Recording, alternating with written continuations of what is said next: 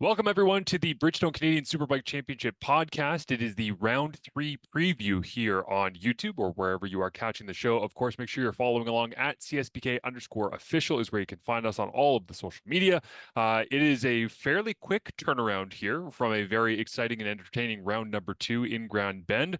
We had a lot of fun being out there and getting a chance to see a whole bunch of storylines that we kind of wondered if they would come to fruition and all the rest. And since then, we've found out even more things that should make Edmonton very interesting. Colin Fraser, as always, is on the other side of the Zoom call here.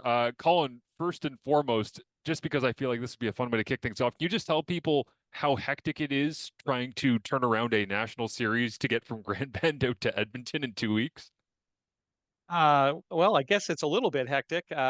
It just there's various moving parts and they're not all in the same place. You and I don't live in the same place. We both have to go east for our voice sessions for both the GP Bikes Pro Superbike and the Econolube Pro Sport Bike Middleweight broadcasts for TSN. And then I do some executive producing with the French language, which is only GP Bikes Pro Superbike, although we're very optimistic that we will do both the feature classes next year with RDS, but we're getting back on RDS. We haven't been on for almost 20 years. So that's important.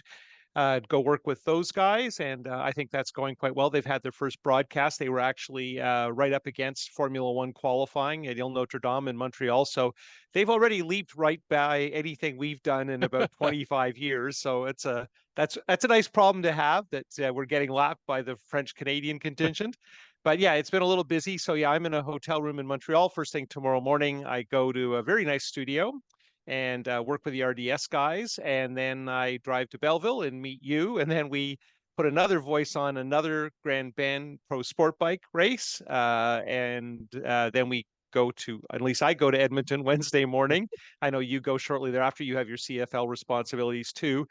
Then I stay out for the Rocky Mountain Test and the Mini GP with Tony Sharpless. The first Nice. rounds of that are taking place in Alberta.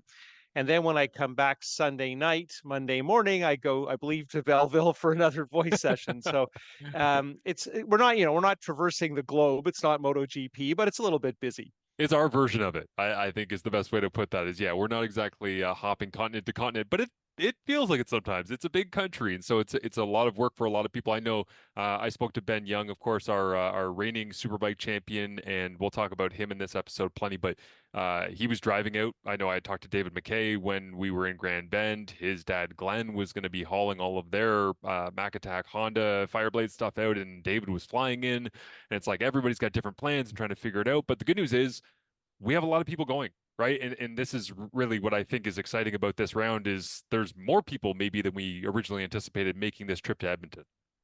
Well, I've made the drive a number of times. If you're not rushing, it's not a bad drive. Of course, a lot of the times you're trying to prepare your bike, so you are rushing.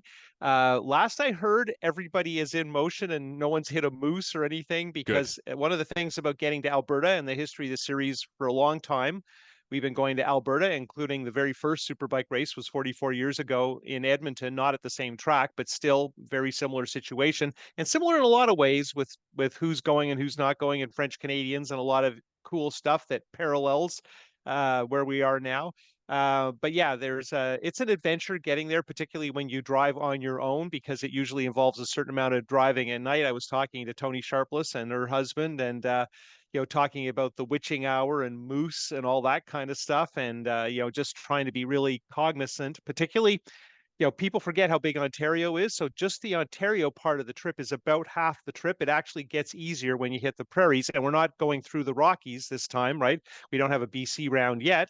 So that's one less thing because that used to be the transmission killer, right? You get across the prairies, then you start through the Rockies, and then your truck gives up the ghost, and somebody else has to come and get your trailer, and it's a big, hairy panic. Yeah, that sounds like a disaster, and unfortunately, I'm sure that that has happened several times over to people who might be listening to this because that is a tough one. But yeah, the Ontario, I not for an event like this, but I have friends whether they have moved to Red Deer or took a job in Kamloops or whatever it might be, and they're like, man, getting out of Ontario is hard. They're like once you're beyond the Great Lakes and all the rest, and you make your way into Manitoba, it's like then things start to make sense because you're kind of driving in a line. But yeah, we do hope the transit goes well for everybody that is heading out there. The main story really going into this one, if you watched our YouTube preview, aside from the locals, which will be very exciting, and I'm sure that there are plenty of people who are competing in Edmonton and Alberta that will be watching this and seeing what we say about them and their potential and all the rest. And I'm coming in this kind of blind. I got to be real with you. I'm leaning on Colin for all of this because I'm so used to our regulars. I love, though, when we get all of these kind of wild cards that dive in. So we'll talk about that.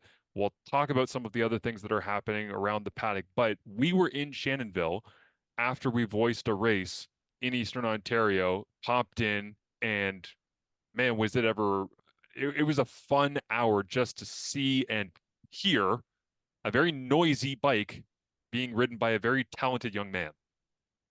Well, yeah, Alex is a noisy guy, but only in terms of his results. He personally is a fairly quiet person, although having not seen him in a while, it was, and last I saw him, he had just lost a championship, and obviously that's a really tough pill to swallow for anyone, particularly when you've led the whole season. It was nice to see him relaxed and happy, and he was coming off a decent effort at Loudon. I could tell he wasn't too happy about that, and also I got a bit of a sense that he wasn't all that thrilled to be riding a middleweight.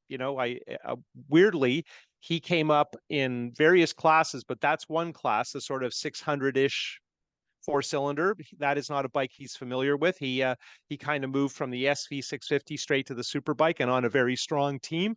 So he's spreading out his resume because now he's a Ducati guy, and a lot of the top riders in the world are Ducati guys. 8 of them in particular are Ducati guys, so it's a good experience to have.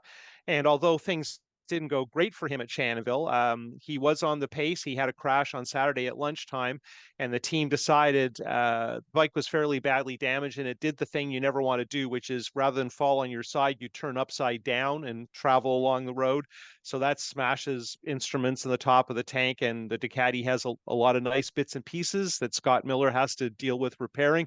So he did as much work as he could Saturday afternoon at Shannonville, loaded it in the trailer. Moxie heads off to Alberta with the bike, and Miller I was talking to today, and he's sourcing bits and pieces and trying to find everything he needs. So when he arrives in Alberta, he can finish the Ducati. But the good news is there was no consideration to not taking it or not racing it. And I think that team's pretty solid, and their start at Shannonville was very positive, and everybody seems to be getting along and communicating. And I think it's easy to forget that Alex has a lot of training with good teams. Patrice Goyette, who's been his tuner most of the time, is a very knowledgeable guy. So I think Dumas has the vocabulary. He has the shorthand. Miller's worked with a lot of top racers, almost all of them actually. So I think it's a good opportunity for both of them. And for Miller, I think it'd be nice. Other than okay results at the end of last season at Shannonville, they haven't really had that payoff race they've been looking forward to. And I think Dumas will eventually yield it. How soon, I don't know. I did love there was an Instagram comment where, CSBK underscore official posted the story of Alex Dumas is returning in Edmonton. He's going to be back for the remainder of the rounds this season in Superbike and all the rest. And somebody said, finally, Dumas is on a bike that can compete with the BMWs that Suzuki just couldn't do it. And Steve Beatty dove into the comments, and I liked the comment. And he basically said, who won the last Superbike race? It was Trevor Daly on the Suzuki. So he was basically saying like, hey man, it's not undoable for other manufacturers to be able to compete with Ben Young and Sam Grant and all the rest, but it's just like, yeah, that Ducati is formidable as long as it is he's basically put together and he feels like he's at one with the bike going into Edmonton. Well, and I think to be fair, Miller is working on the Ducati. He's learning it. It's not easy. There's a lot of knowledge, and not all of it is immediately available. And there is, a million years ago when I was involved with Ducati, it was a very mysterious brand, and it was hard to get the good data, as Dr. Evil would say. But I think that to scoot back to your Suzuki story, no offense to Trevor Daly, but that was, well, it's not an offense. That was a victory by Trevor Daly. It wasn't specific to Suzuki Right. as far as I'm concerned because of the conditions. However, going back to dry running with the GSXR 1000 built by Patrice Goyette, I think most people who understand what they were watching, BMW, particularly the new M, which launched last year, is an incredible package, and that Patrice, with a much less sophisticated suite of electronics and a couple of different levels that don't communicate Kate directly, that he built a bike that Dumas could run with Ben Young. I think the paddock widely views that as an incredible achievement, and people in other series have been quite impressed that that occurred. Because, for instance, if you look at British Superbike, where Suzuki does compete, they have a spec ECU, so it's a completely different situation. And Suzuki are in World Endurance, but they aren't in World Superbike anymore and haven't been for quite some time. So as much as the Suzuki's competitive, and for sure those bikes that Patrice built for Alex were fantastic, it's a bit of an apples and oranges situation. And I wouldn't trash Suzuki, but I would give them full credit for building an amazing program that yielded a lot of success for 3 years. And it's easy to forget the first time we saw Dumas race in Canada, he won on a superbike. Yeah, it's so true. And I actually said to Cam McFadden when we were there at the track on Friday, it's pretty amazing. And I understand that, yes, it was I guess it was the Saturday race that clinched the title in 2023, right? With Ben Young making one of the last lap passes on Alex, or sorry, Alex had crashed out, and then, Ben shoots up the inside and goes and gets the victory and all the rest. But uh, for Alex to be back, and it's, there's only so many places that you can race these things, test these things, get up to speed, do regional events, all the rest. But for him to be back on track, getting ready to try and challenge Ben Young, and they were running the long layout, right, at Shannonville. So he was going through the corner in which he had gone off and essentially lost the championship after he was holding it much of the season. I just, from a sports psychology perspective, I thought that was kind of amazing leading into and great framing of where we have been and where we are going for the remainder of the season. This is the next thing I want to ask you is, okay, so, the video preview that we put up is about Alex. And here we are in the podcast, and we're talking about Alex Dumas, his return to the Bridgestone Canadian Superbike Championship and all the rest. Ben Young has had all of this time driving across the country over 3 or 4 days, however long he's taking, to consume, open his phone, see this, see that, see a story written, see a video preview, see the. What do you think Ben's actual perspective is right now on all of this? Like, is it, well, he wasn't here for the first couple of rounds, so, we might race really hard with each other, but my focus is on the championship? Is it, I'm really looking forward to racing against this guy because we've always been highly competitive, but we really respect each other? Is it, I just want to beat this guy to send a message because I might not have that perfect season thing that everybody was talking about at the start of the year, but I'm still going to go ahead and send a message by beating this person that I've battled with all the time? Like, there's a lot of different angles to their relationship on track with each other that I'm interested in. It's a lot, and I think that theirs is a real rivalry. I mean, we love to blow these things up as big as we can, but I think this one has a lot of meat on the bone. That's a real story. Those guys are serious rivals. They respect each other a lot. It would be a better rivalry if they didn't ride the same way, and that's not a criticism of either of them. They're both very smooth and very thoughtful in the way they manage the bike and handle the tires and all that kind of thing. I think that Alex is excited to ride the Ducati, and he's in his mind he is capable of beating Ben Young. Why? He's done it, right? So it's not a gimme, and it might take a while. And Edmonton is such a wild card because nobody has a baseline there. Maybe things go sideways for the Ducati. Maybe immediately the Ducati looks like they have a handle on it. Um, and I think, Ben Young is a grown up. He realizes he can't be flavor of the month every day and that these stories attract attention to him as well. And so beating Dumas on the Ducati will be another strong thing to do. But I think what you're touching on is he's, in a good position with the championship, but he's not dominant because Geraint has been stacking up the points. And even Zoke, I mean, he's not a threat, but he's close and he's on the podium all the time. Mm-hmm. So I always say it's too early to talk about the championship given all the situation that you led with.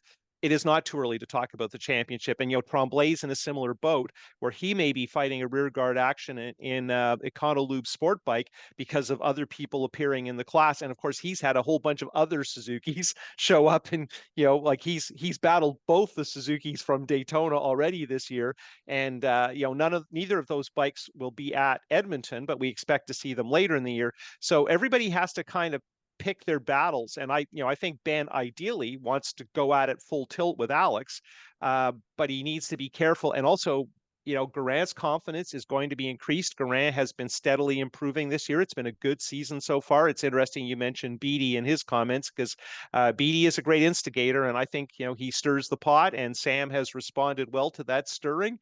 And Beatty is more than a tuner, more than a chassis guy. He's I would call him a rider coach. I don't know if he'd be comfortable with that, but he has helped a lot of flat trackers learn an Yeah. awful lot of things. And he's a guy well versed in the subtlety of riding. Although if you ever seen Steve Beattie ride a flat tracker, you wouldn't necessarily think that subtlety is his strong suit. And I'm sure I'll get some heat for that comment. I actually rode out to Niagara Falls and back on Father's Day just as a nice little thing to do because it was a beautiful day. And I went past the Welland Flat Track, but it was Sunday afternoon. It wasn't Saturday night. So I still haven't been able to go and take it all in, but I'm sure I'll get out there before long and see all that craziness. But yeah, Well, we should go together yeah. because they've had their big invitational race that Doug Fresh Lawrence runs, and they've had their national. But there's some other interesting flat track nationals coming up, and there are all the regionals at Welland. But yeah, Welland on a Saturday night, on a nice warm summer night, is a very special place, and it's good to do that at least once a summer. I also went past Brighton Speedway when I was making my way to Presqu'île Provincial Park, and they had a promo on their sign outside that said it's double-decker bus night. So I guess they were racing buses in Brighton. I don't know. I was on my way to a provincial park and I went, "Hey, look at that!" And then I read the sign. And I went, "What the hell is that?" I don't know. Maybe I'll have Now, to check that out sometime. I said you should try and go to Welland at least once a summer. I think you should go to Brighton once. And I went a long time ago. I would go again, but it's a it's a lot like wrestling. And don't get me wrong, wrestling is entertainment, and I went to bat for those guys that they were considering buying Dorna, and I thought they could do a good job, but I don't know how much wrestling I want to see on a That's regular fair. basis. Yeah, that's fair. All right, so we have talked about Ben. We've talked a little bit about Alex, and you brought up what was my next line of questioning for you, Colin, which is Sam Garand going into this based on the performances that he has had. Is he not just hoping that Ben gets fixated on Dumas being back on the grid and is like, yeah, go fight him. That's cool. I'll just keep doing what I'm doing over here. What about Sam Garant getting fixated on Dumas, right? Because they're Yeah, both French Canadians. They're both from Quebec City. And, for a whole weekend, Garant had the storyline to himself and had RDS to himself. And now we're going to be tripping over each other. And of course, this, just to be clear, the Ducati is not a BMW. So, we went Shannonville on Sunday.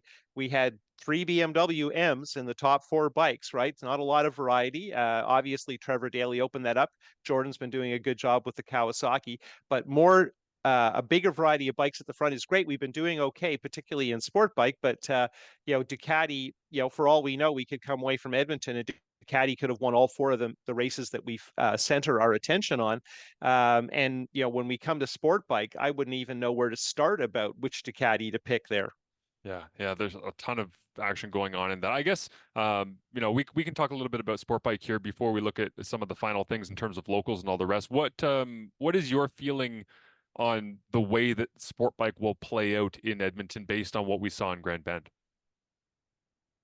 Well, I think Elliot Vieira is overdue for some luck, and I think he picks up tracks pretty quickly. Don't forget, he grew up racing in Guyana, so he has a wide range of knowledge.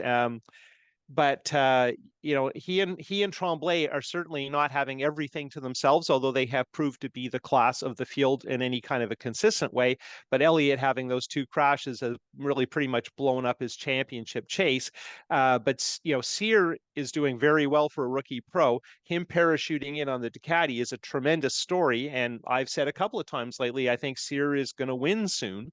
I don't know if jumping on the Ducati moves him closer, or if sticking with the Triumph that he knows would be better. And it's going to take some time to see that. If he gels with that duck in Edmonton, he could be a real force. It could be quite interesting. And then everybody else who hasn't been there before, what if Nathan Playford is super comfortable at Edmonton? Maybe it just suits him, or some of the locals, or even some of the traveling locals who are going back. We talk about John Lang and what he might be able to do there. And, we're overdue for a Kawasaki further up on the podium. And one of the local fast guys is actually Yamaha mounted. And we really haven't had a Yamaha R6 near the front of sport bike this year. We did last year. So, there's lots of things to watch. And, the last time we were in Edmonton, there weren't too many locals threatening to win sport bike, but there were several near the front, and there was some really good sort of second tier action. And that second tier action in sport bike has been been fantastic, right? We've seen a lot of great battles, and they've all featured various rookie pros. And of course, one of the rookie pros is from out west, and another one of the rookie pros is a guy who's never raced with us ever. Mm. Collins, right? And it's a bit of an unknown how he's going to do on a bike I don't think he has much familiarity with, but he's been right at the podium in Moto America last year. So I think there'll be a lot of interest in him, although weirdly, nobody from the series knows him, right? He's never raced in Canada. He's done almost all of his racing in Europe. Amazing. Yeah, and that sets the table for essentially an expansion of what we've already seen in the economy lube and tire pro sport bike division, which is just like, okay, big grid, ton of talented riders, a lot of different variety. Like I was actually listening back to I think the first race from Shannonville earlier this week, and you made a comment when we were doing that broadcast of, okay, so we've got, Suzuki up here, we've got Kawasaki not far behind, we've got Ducati on Vieira, we've got, this, and you were basically going through and going, do you think we have enough variety of manufacturers in pro sport bikes? So this should be another example of that, which honestly is great, right? Because we get to see a bunch of people on different machinery and how they handle it. And then obviously, I think the most boiled down way that people look at that is, well, this manufacturer beat that manufacturer, therefore they get bragging rights. But it's like, for me, it's really just interesting seeing how different people, especially the wild cards, come in and know their machinery so well that they can then fabricate time out of nowhere on a track that we're going to have to figure out where the time is going to come from as well. Yeah, it's interesting, looking at Sebastian Tremblay's media release on our website, and as with his riding, he is a man of brevity. He doesn't drag it out, but he puts the facts in there. And he was very happy at Grand Bend. He'd never won a race there, so that's a step for him in his career, given how many races he's won and the record he has of late. And I think it's important with Tremblay to consider that he's raced so many of these guys, and some of them have come and gone. This year Thomas Kazaz is only going to race a couple of times, and that'll be in Superbike, but he was a double sport bike champion. Last time we were out here, it was Reedman on the Triumph, who was the guy to beat in sport bike. There's been a bunch of guys come and go, and Tremblay's done a good job racing them all. So I think Tremblay's in a good position. He can sit on this egg and hatch it, right? He's in a good spot to win the championship because of Vieira's problems at Grand Bend. But these guys are racers, and it's going to be interesting the parallel with Tremblay and who he's going to face, and unknown guys he's never raced against. Obviously, Ben Young, it's comparable, but Ben Young absolutely knows who he's going to face. He knows that guy really well because what interrupted Ben's possibly four-peat of championships because he skipped the COVID year, but the next year was the year that he battled Dumas and lost. If that had gone the other way, Ben would be riding a four-season streak, which would be really impressive. Yeah, incredible, incredible. Let's round things down here by talking about something I probably should have led the entire episode with. What is this track? Like, because like looking at the track map of it, I love looking at tracks that I don't typically get to see or understand very well and trying to figure out, okay, where's overtaking? What are some of the tricky spots? Where's the, top speeds, hardest braking zones, all of that kind of stuff. This looks really interesting at first glance for anybody who has not been on or around this place. Well, it doesn't look like Grand Bend, but to ride, it is similar in a way to Grand Bend because after the start finish, the track becomes kind of one line. So the first turn doesn't have much runoff and it leads into turn two, which is quite tight. And of course, this is the area where the pits are and where everybody watches. Then there's a straight that takes you to a carousel, and there's not much runoff in that carousel. So the last time we were here, they built a bus stop, and that's necessary to slow the speed going into the carousel. So all of that mechanism I just described leads to that Grand Bend bus stop one line type situation.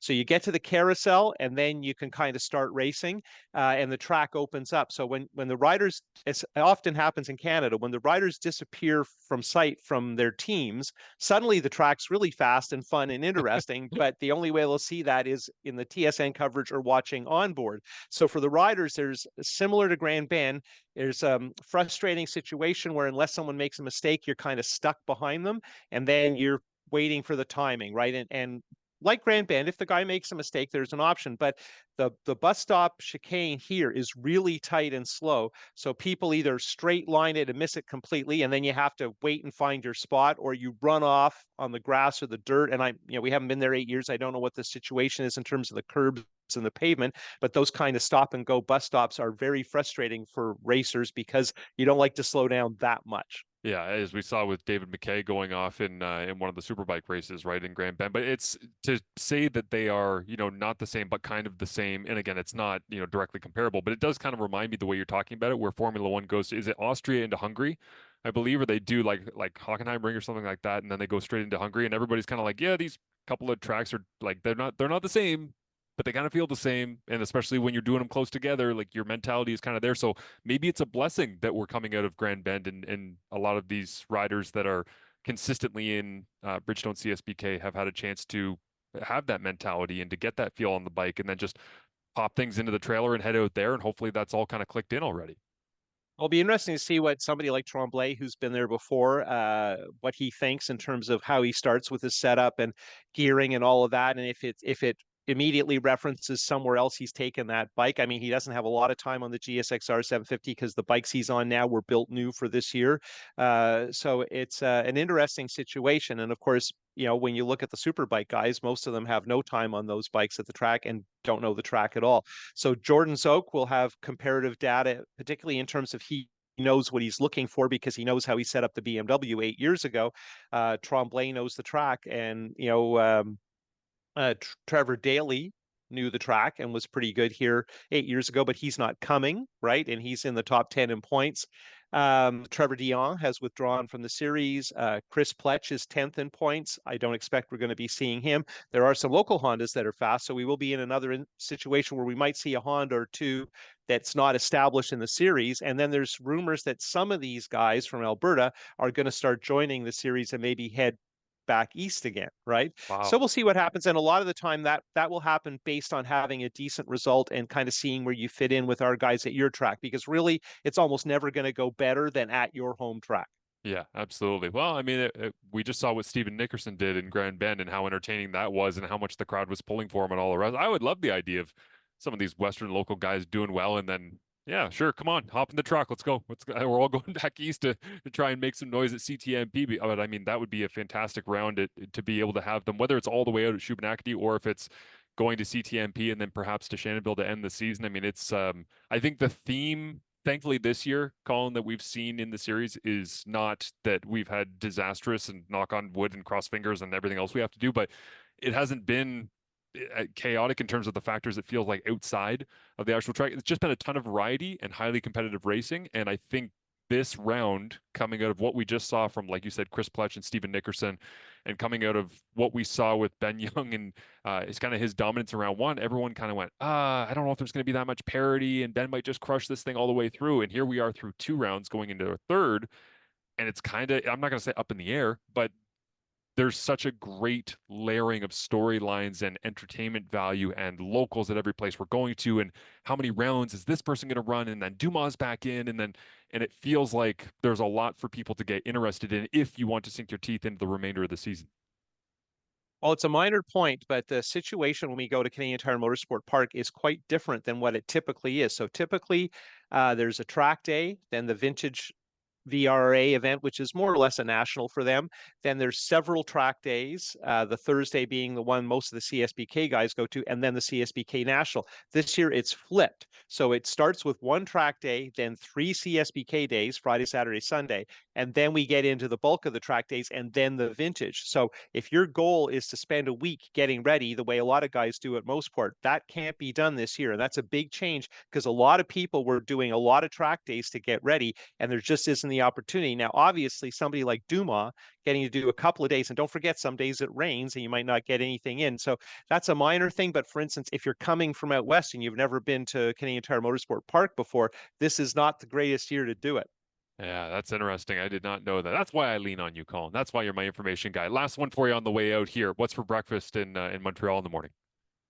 I don't know. I have to go for a little walk. That's I'm almost all the way downtown, and then the studio's in a really nice neighborhood. There's a couple of little cafes and things there, so I'll probably try and just go to the studio a little bit early and go for a walk. And it's right on the water, so it's if the day's nice and it's been really hot, it might be a nice start before we have to start working. That's always my play when I go for an Alouettes game, which I will this Thursday. Is that I fly in at stupid o'clock, like 7 a.m., land in Montreal, can't get into my hotel room, and I always just get an Uber to the hotel, drop my bags off, and just wander and go find somewhere new. Like just go. There's 1,000 different wonderful tasting things in every single direction in that city. I just go walk in a different direction and see what happens. That seems to be the Montreal Well, trick. and it's fun this time of year too because they've had so much of the F1 stuff up, right? Because they just had the race, Yes. so there's a lot of marketing aimed at that group. And it's funny, I was at COTA where they have a Formula One race. We were in Florida. Miami had the race shortly thereafter. So it's fun to be places where there's a lot of racing marketing, and it's not just NASCAR or whatever. Although NASCAR are trying very hard to get to the track here, but that's a whole other story. I would also just say that I'm worried about your budget in Montreal because if the F1 marketing and branding stuff is still up, you're going to come home with so many damn t-shirts. I mean, we can't have that, okay? We got to keep it under control. But that's going to do it for us, setting up round number 3 of the Bridgestone CSBK season. Of course, follow along all week long at CSBK underscore official, and it is csbk.ca as well. The Cam Bickle will be writing all sorts of stories and tales for you and updating you on everything that's going on. We got a fantastic photography team that is going to be covering things out there, and we'll be doing podcasts for you as well. I have that CFL responsibility on Thursday. I'm in on Saturday. We'll be at the track all day Saturday posting stuff, and then of course doing our Saturday podcast as well to round things out. Colin, looking forward to seeing you out west, and I guess I'll see you tomorrow as well to voice more stuff. Well, yeah, we're going to keep crossing, I think. I'm leaving Montreal. You're in Montreal shortly. We're going to see each other tomorrow in Belleville, which is apparently our central spot. But as long as everybody has a calendar, I guess we're okay. Exactly. We'll get there. We'll talk to everybody out in Edmonton. Thanks so much for listening.